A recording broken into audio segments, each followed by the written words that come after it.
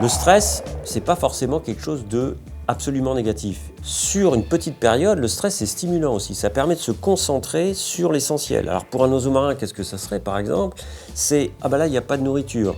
Donc je vais aller ailleurs. Ça va augmenter ma prospection, ma mobilité.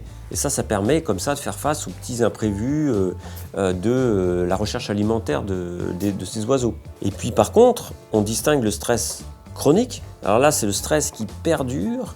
Et là, c'est mauvais. C'est mauvais pour analyser une situation. C'est mauvais pour faire face à des maladies. Et c'est mauvais pour la reproduction. Donc c'est la durée d'exposition au stress qui est importante. Dans la nature, les animaux, les oiseaux marins, ils ont affaire à du stress quasiment tout le temps. Une grande tempête, un prédateur qui veut voler ses œufs ou le prédater. Mais il y a certaines circonstances où ce stress un petit peu quotidien devient trop. C'est le cas notamment lorsque l'habitat préféré, par exemple la glace de mer pour une espèce qui dépend de ça, est trop réduite. N'offre plus le garde-manger habituel parce qu'ils ne retrouvent plus les poissons qui sont liés eux-mêmes à la glace. Et quand ce stress est trop important, qu'est-ce qui se passe?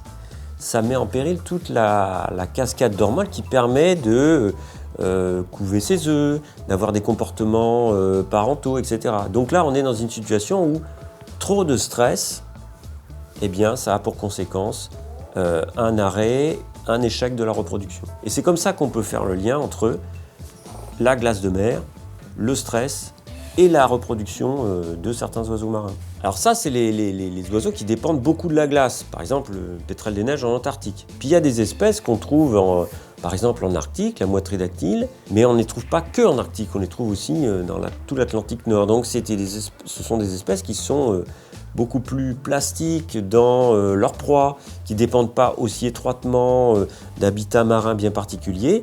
Eh bien, dans le cadre du programme, on fait l'hypothèse que ces oiseaux sont mieux capables d'encaisser des variations, des stress, et s'en sortent mieux lorsque les habitats changent ou la glace de mer est modifiée. Et puis la moitridactyle, même si elle est plus plastique dans ses choix alimentaires, on sait qu'elle a diminué fortement, et en particulier à cause de l'activité de pêche.